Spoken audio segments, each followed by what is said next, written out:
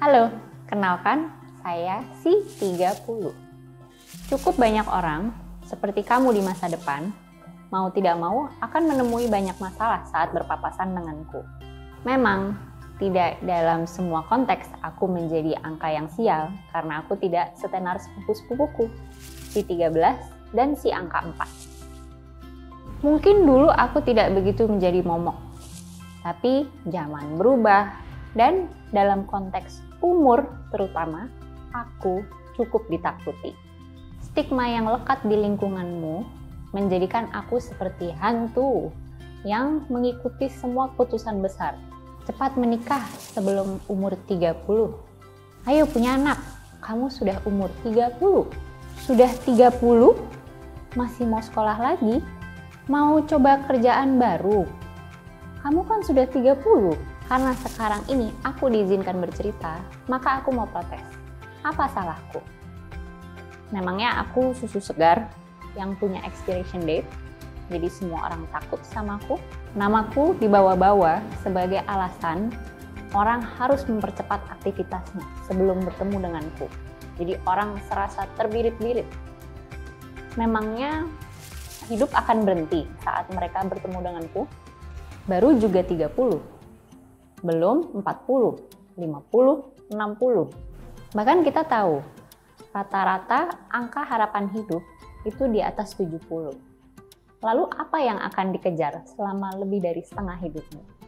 Aku tidak tahu apakah mereka semua sadar bahwa opini yang dibentuk secara massal ini hanya prasangka yang dinormalisasi. Penolakan dan pembedaan terhadap umur tentu popularitasnya kurang, tidak seperti mungkin rasisme atau seksisme. Saat ini, betapa normalnya untukmu mendengar perkataan seperti ini. Menari, itu kan buat anak-anak, umurmu kan sudah pertengahan 30 lebih. Atau, sekolah lagi, memang di umur segitu, otakmu masih bisa dipakai untuk mikir yang susah-susah. Atau bahkan kita mencari karyawan yang lebih ada youth-nya, Mbak.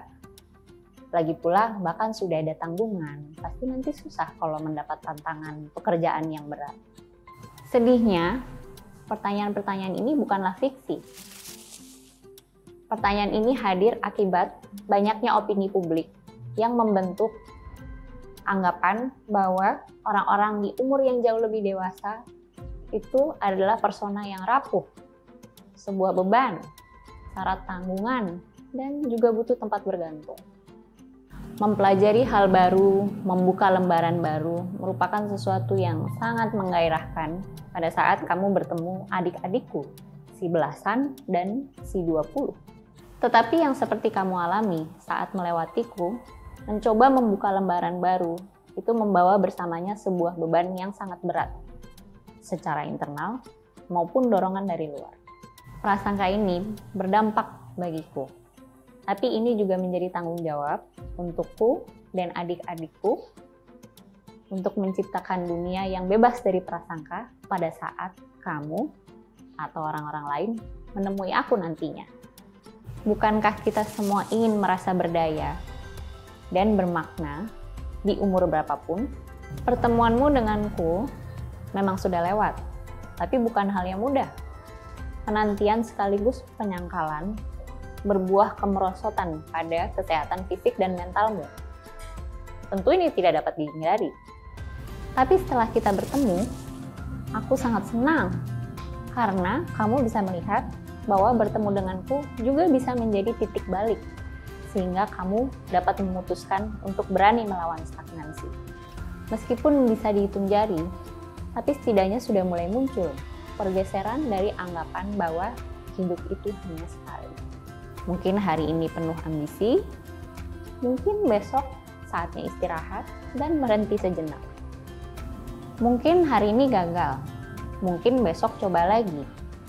Mungkin hari ini belum siap, mungkin 10 tahun lagi kamu menemukan bahwa hidup itu tidak hanya sekali, hidup itu setiap hari. Karena bila kita dikaruniai hidup selama 100 tahun, maka 100 tahunlah kita harus hidup. Apa yang terjadi pada saat kamu menemui 30 tahun? Atau kira-kira apa yang akan terjadi ya? Boleh tulis di kolom komentar. Terima kasih sudah menonton video ini. Saya Lalitia Absari. Sampai jumpa di episode berikutnya.